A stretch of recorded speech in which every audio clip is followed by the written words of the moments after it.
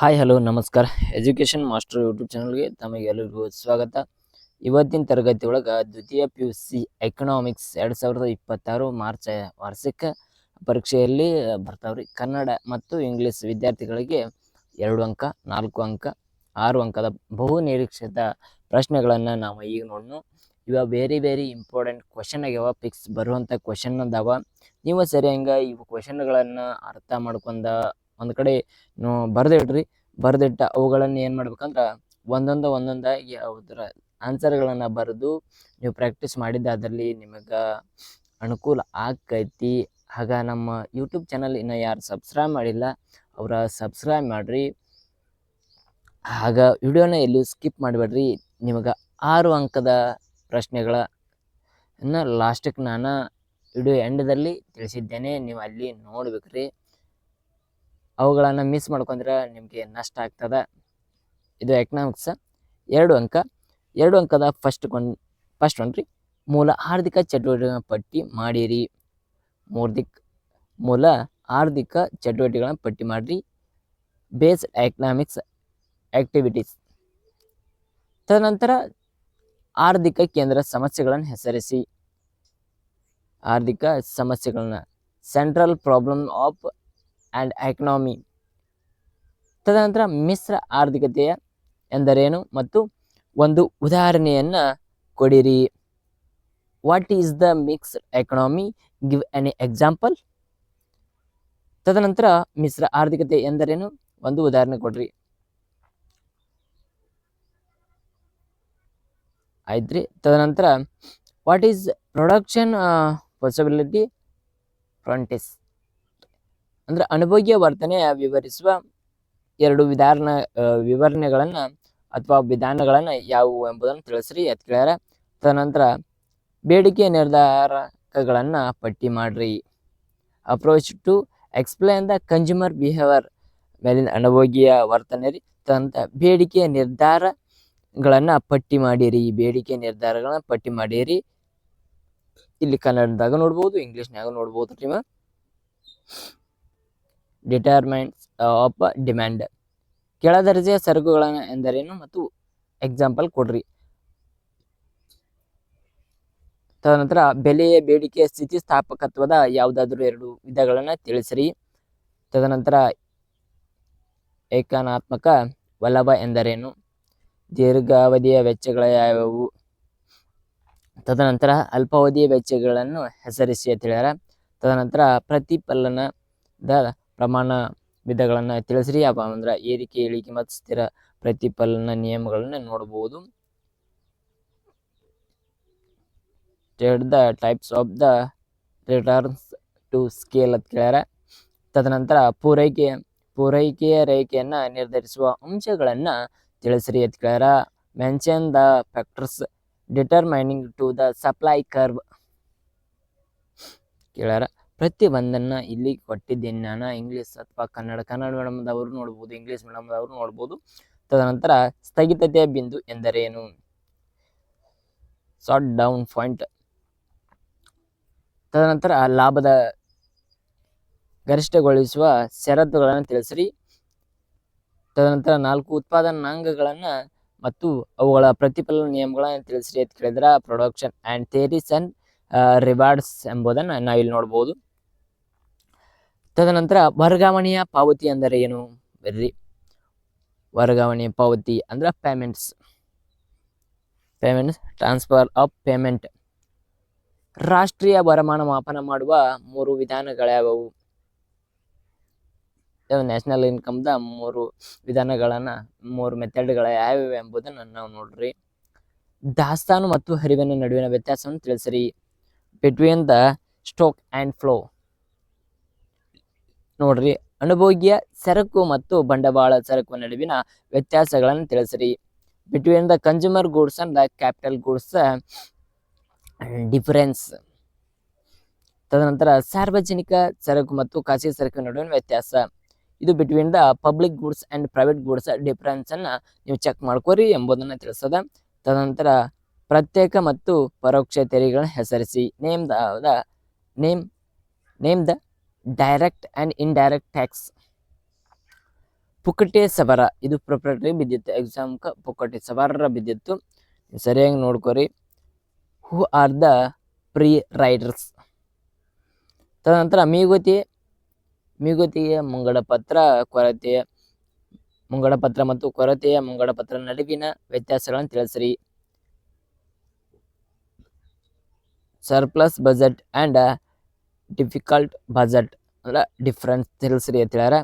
ತದನಂತರ ಸ್ನೇಹಿತರೆ 4 ಅಂಕ 6 ಅಂಕ ಇವು ಇಂಪಾರ್ಟೆಂಟ್ ಕ್ವಶನ್ಗಳನ್ನಾಗಿರ್ತಾವ. ಇವು ಚಾಪ್ಟರ್ ವೈಸ್ ಅನ್ನ ನೋಡೋಣ. ಚಾಪ್ಟರ್ ವೈಸ್ ನೋಡೋಣ, ನಿಮ್ಗೆ ಅನುಕೂಲ ಆಗ್ತದ. ಯಾವ ಚಾಪ್ಟರ್ ಮೇಲೆ ಯಾವ ಕ್ವಶನ್ ಬರ್ತದ, ಯಾವ ಚಾಪ್ಟರ್ ಮೇಲೆ 4 ಮಾರ್ಕ್ಸಿಂದ ಎಷ್ಟು ಬರ್ತಾವ. ಒಂದನೇ ಚಾಪ್ಟರ್ ಮೇಲೆ 4 ಮಾರ್ಕ್ಸಿನ 2 ಬರ್ತಾವ. ಮೈಕ್ರೋ ಎಕನಾಮಿಕ್ಸ್ ಅಂದ್ರೆ ಸೂಕ್ಷ್ಮ ಅರ್ಥಶಾಸ್ತ್ರದಲ್ಲಿ 4 ಫಸ್ಟ್ನೇ ಚಾಪ್ಟರ್ ನಲ್ಲಿ ಬರ್ತಾವ. ಇಂಟ್ರೊಡಕ್ಷನ್ ಪೀಠಿಕೆ ಒಳಗೆ ಎಷ್ಟು ಬರ್ತಾವ ಅಂದ್ರೆ 2 ಬರ್ತಾವ ಕ್ವಶನ್. 4 ಮಾರ್ಕ್ಸಿನ ಫಿಕ್ಸ್ ಕ್ವಶನ್ ಅದಾವ, ನೀವು ಸರಿಯಾಗಿ ಬರ್ಕೋರಿ. ಫಸ್ಟ್ ಒನ್, ಉತ್ಪಾದನಾ ಸಾಧ್ಯತೆ ಗಡಿರೇಖೆ ಸಂಕ್ಷಿಪ್ತವಾಗಿ ವಿವರಿಸಿ. 4 ಅಂಕ.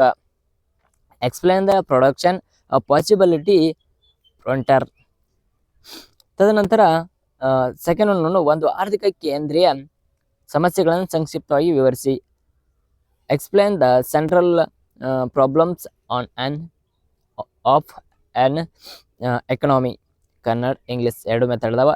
ತದನಂತರ 2ನೇ ಚಾಪ್ಟರ್ ಕನ್ಸ್ಯೂಮರ್ ಬಿಹೇವಿಯರ್ ಅಧ್ಯಾಯ. ಇಲ್ಲಿ ಬದಲಿ ಸರಕು ಮತ್ತು ಪೂರೈಕೆ ನಡುವಿನ ವ್ಯತ್ಯಾಸಗಳನ್ನು ತಿಳಿಸಿರ್ತಾರ.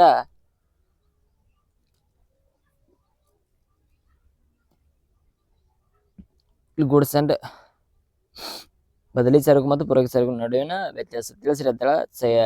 ಸೆಕೆಂಡ್ ಒನ್ ನೋಡ್ರು, ಬಜೆಟ್ ಗಣವನ್ನ ರೇಖಾಚಿತ್ರದ ಸಹಾಯದೊಂದಿಗೆ ವಿವರಣೆ ಮಾಡ್ರಿ ಅಂತ ಹೇಳಿದಾರ. Explain the budget set with the help of diagrams. ಪ್ರತಿಯೊಂದನ್ನು ಬರೀರಿ, ಬಜೆಟ್ ಡೈಗ್ರಾಮ್ ಹಾಕ್ರಿ. ಔದಾಸೀನ್ಯ ನಕ್ಷೆಯ ರೇಖಾಚಿತ್ರ ಸಹಾಯದೊಂದಿಗೆ ವಿವರಣೆ ಮಾಡ್ರಿ. ಡೈಗ್ರಾಮ್ ತೆಗಿರಿ, ರೇಖಾಚಿತ್ರ ಹೆಲ್ಪ್ ತಗೊಂಡ ಮ್ಯಾಪ್ ತಗೊಂಡ ಎಂಬುದನ್ನು ತಿಳಿಸಿ. ಔದಾಸೀನ್ಯ ನಕ್ಷೆಯ ರೇಖಾಚಿತ್ರ ಸಹಾಯದೊಂದಿಗೆ ವಿವರಿಸಿರಿ. ತದನಂತರ ಬೆಲೆ ಬೇಡಿಕೆ ಸ್ಥಿತಿಸ್ಥಾಪಕವನ್ನು ಕಂಡುಹಿಡಿಯುವ ಲೆಕ್ಕವನ್ನು ಬರೀರಿ. ತದನಂತರ ಚಾಪ್ಟರ್ ನಂಬರ್ 4 ರೀ, theory of firms under the prepare competition. ಇಲ್ಲಿ ಫಸ್ಟ್ ಒನ್ ಯಾವುದಂದ್ರ, ಒಂದು ಉದ್ಯಮದ ಘಟಕ ಪೂರೈಕೆ ರೇಖೆಗಳ ನಿರ್ಧಾರಗಳನ್ನು ವಿವರಿಸಿರಿ ಎಂಬುದನ್ನು ನೋಡ್ಬೋದು. Explain the determines of the firm supply curve. ಪರಿಪೂರ್ಣ ಪೈಪೋಟಿ ಮಾರುಕಟ್ಟೆಯ ಲಕ್ಷಣಗಳನ್ನು ವಿವರಿಸಿರಿ. Explain the perfect of the perfect competition market. ತದನಂತರ ಒಟ್ಟು ಆದಾಯ, ಒಟ್ಟು ವೆಚ್ಚ ಮತ್ತು ಲಾಭಗಳನ್ನು ಕಂಡುಹಿಡಿಯುವ ಲೆಕ್ಕಾಚಾರ ಮಾಡ್ರಿ ಅಂತ ಹೇಳ್ತಾರ. ಇಲ್ಲಿ total revenue, total cost and property ಎಂಬುದು ಎಲ್ಲ ನೋಡ್ರಿ ಅಂತ ಹೇಳ್ತಾರ. ಇಂಪಾರ್ಟೆಂಟ್ ಕ್ವಶನ್ ಅದಾವ. ಹಾಗ ನಮ್ಮ ಚಾನಲಿನ ಯಾರು ಸಬ್ಸ್ಕ್ರೈಬ್ ಮಾಡ್ರಿ, ಹಾಗ ಸಬ್ಸ್ಕ್ರೈಬ್ ಮಾಡ್ರಿ, ಹಾಗ ಸಪೋರ್ಟ್ ಮಾಡ್ರಿ. Chapter number 5 marketing equilibrium. ಶ್ರಮದ ಮಾರುಕಟ್ಟೆಯಲ್ಲಿ ಕೂಲಿ ನಿರ್ಧಾರವನ್ನು ರೇಖಾಚಿತ್ರವನ್ನು ವಿವರಿಸಿರಿ. Explain the wage determines in the labour market with the diagram. ತದನಂತರ ಬೆಲೆಯ ಮಿತಿ, ಆ ಪ್ರೈಸ್ ಸೆಲ್ಲಿಂಗ್ ಎಂದರೇನು ಮತ್ತು ರೇಖಾಚಿತ್ರವನ್ನು ದೊಂದಿಗೆ ವಿವರಣೆ ಮಾಡ್ರಿ ಅಂತ ಹೇಳ್ಯಾರ. What is the price selling and explain with a diagram. ತದನಂತರ chapter number 1 introduction to macro economics.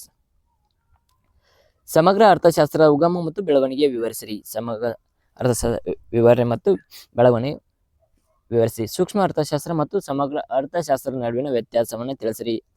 Difference between the micro economics and macro economics ಅಂತ ಕೇಳ್ಯಾರ. Chapter number 3 money and banking. ಭಾರತೀಯ ರಿಸರ್ವ್ ಬ್ಯಾಂಕ್ ಕಾರ್ಯಗಳನ್ನು ವಿವರಿಸಿರಿ.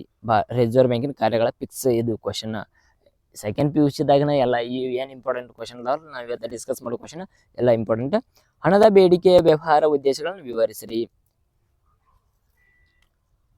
ತದನಂತರ chapter number 4 determine of income and employment.